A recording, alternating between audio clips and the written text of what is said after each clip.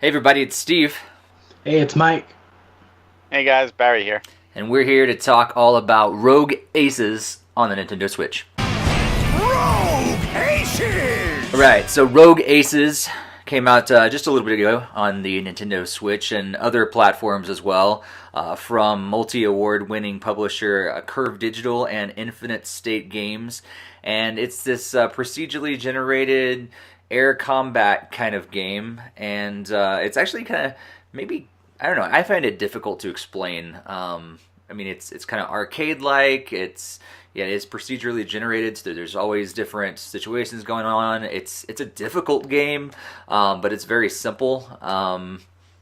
So we'll have some elevated game footage, going on the screen to kind of give you a better idea of what this game is all about. But Mike, let's start us off. What's your thoughts just generally about Rogue Aces so far? Very short. It feels very arcadey, but it also has a very like a mobile feel. So it feels a bit like you're playing Candy Crush Saga for the first time. It's something you're gonna keep going back to because it's just that constant addiction.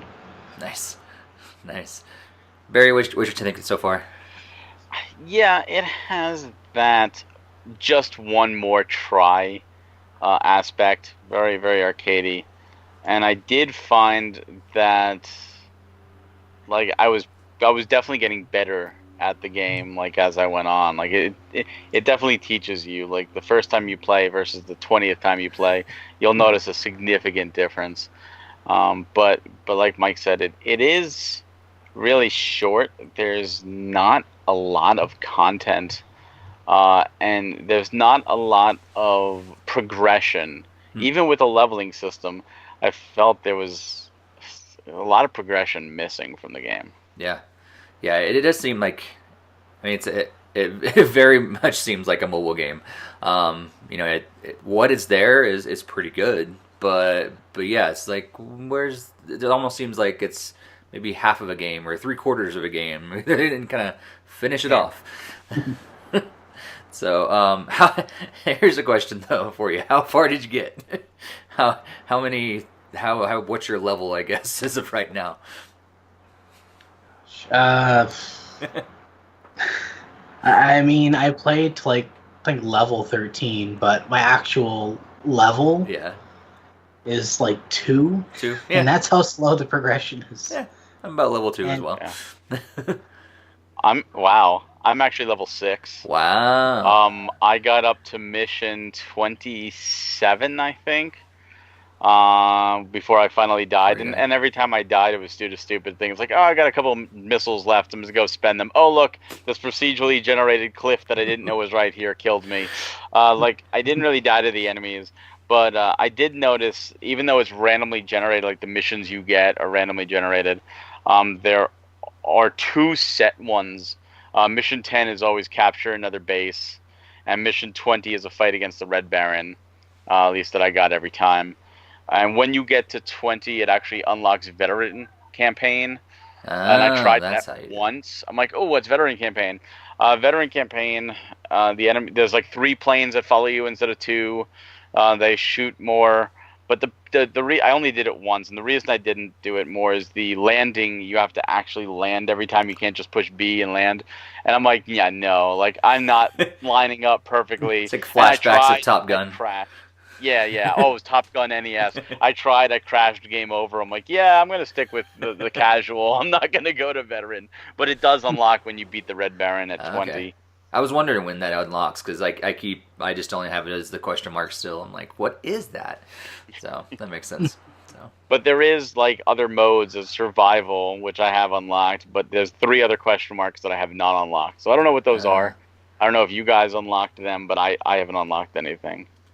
I think I've no. only unlocked survival, but Yeah, I'm sure it's unlocked based off of survival. Like you probably have to survive enough to unlock the next one. But I did survival like once or twice, and I guess I didn't get far enough. Yeah, yeah. But it seems like no matter what the different modes and campaigns are, like they're basically the same thing each time. Oh yeah. You're flying you're playing around trying to shoot down things or achieve the objectives that you have for each time, and I think that's probably the biggest thing you mentioned, Barry, is when the times, because it is procedurally generated, and all of a sudden you're not ready for a cliff that's like right there, and you're like, right, and some of them are terrible. I've landed off like an airfield, and there's like a cliff like this. I was like, oh, what the whoa, like where'd this come from? Like that's ridiculous. Yeah. No warning. Right. And I think their games, old school games like Mega Man, or even in some ways Super Mario Brothers in the very beginning, where you needed to learn, okay, I don't know what's next, and so, but it's always the same. Like with this game, it's like, oh, okay, I learned there's a cliff there. Next time you play, it's not there, and it's somewhere else, and so it's kind of a little frustrating, but that's just the nature of those kind of games. Even when you're on like mission 2021 of a level that you've done so much, there's no altitude meter. So a lot of times I found myself even going back to base, like going like in a downward direction, just following the number, and I'm not even realizing it. All of a sudden, a cliff just boom. I'm like, whoa, wait a minute! I didn't even know that was there so quickly. Yeah, that's a problem. I didn't think about it. Like I definitely have issues. I had issues like that, but I didn't even think about like why I've had those issues. But now that you bring it up, that totally makes sense. Yeah. There are things I would change. Altitude meter would be very easy. Another thing is the power-ups that you get. Like I wish there was a way to see how much you have currently, because you can have multiple power-ups, but there's no way to check what you're currently using. Right. Yeah, that's true. And the only thing the levels do is, like, if you're only level 2, you have the ability to pick between 2 power-ups to start with. And when you're level 3, you get the choice of 1 of 3. When you're level 4, 1 of 4. When you're 5, you get to pick 2 of the 4. And level 6, you get to pick 2 out of 5, and that are randomly generated. And I'm assuming it keeps going up and up, which obviously makes it easier every time you start the game. But it would be nice just to see what power-ups you currently have, and if there's a cap. Like, oh, I just picked up another acceleration. Is it doing anything? Right. Like, or is it just placebo? Yeah. There's sometimes I picked up the sharper turn radius or something like that, and I'm like, I don't really know if I'm actually turning sharper or not. Yeah. Mike, any kind of bits that you would make better if it was up to you? The level progression. Yeah. That's the worst. Because I had like it was weird. Like the first time I played, I had like 1,000 points, and I leveled up a little bit. And when I had like the fourth or fifth time I ended up playing, it was like I had like 19,000 points, and it was like it went up the same amounts. Yeah. I'm like, where's the difference? Right. Yeah. Well, I did notice like the times that I went farther, I did get more level, but there was no real feeling like I felt like, oh, I totally did well. Like I got to mission 25 this time. Like I totally should have gotten a level, and it's like, oh, you got like half a level. I'm like, well, really? Like I feel like I should have got more than that. And the amount of time, like it got to the point there where I didn't want to play more because the missions were always the same. And what you can do to even get more points is you refill missiles and bombs every time you land on the airfield. Mm-hmm. And when you know what the missions are in advance, in a sense, like you could just scout ahead. Like, oh, I completed, like, shoot down 2 bogeys, I'm done. Don't land, just keep going. See a blimp in the air, blow it up. See some tanks, blow them up. See a battleship, blow it up. Or a radar field, blow it up. And all of a sudden it's like, go defeat the radar field. Oh, you've already done it. And you actually get 2 times points for doing it in advance, which does help. But it just became a point of, oh, I'm doing the same thing. Like, it's not fun. It's more like busy work. Right. And I feel like there's a lot of, I don't know, maybe I'm just used to hand-holding that a lot of games give you nowadays, but I didn't, things like that you have to figure out along the way. It wasn't like it told you, if you do these things ahead of time, we're going to give you extra points. I just see the thing on the screen and say, head back to base, so I do. And that's what I thought I was supposed to do. Or even the fact that I don't know about you, but like maybe I missed this, but I didn't see how to even drop bombs or missiles. Nope. Like I just happened to like start pushing buttons to see what worked. Like that sort of thing. Like like it provides some tutorial, but it didn't tell you that in the tutorial. Like, and that's important, especially later on. Like the blimps and the parachuters, like those planes take forever to shoot down if you're just using your guns. And like that's all I was doing for a while. Yeah. Oh man. So would you recommend this game? Like, you think? I mean, it's $12.99. They were running a deal for a while, 20% off. I think that deal is passed now. So for $13 here in America, even like that's like $72 up in Canada, right, Mike? So what do you think? $13 for the game that I don't know. What do you think? Maybe on sale. I wouldn't recommend it, at least at its price currently. Yeah, I can't at $13. I cannot not recommend this.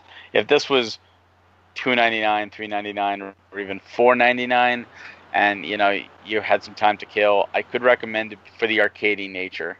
But $13, I did not get $13 worth of my time out of this. Like, I'll be honest, and I might go back and play it.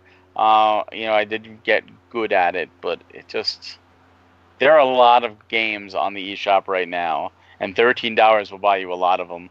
And there are better games on this system. I hate to say it, but there just are. Yeah. The cool thing is that they have implemented the video capture.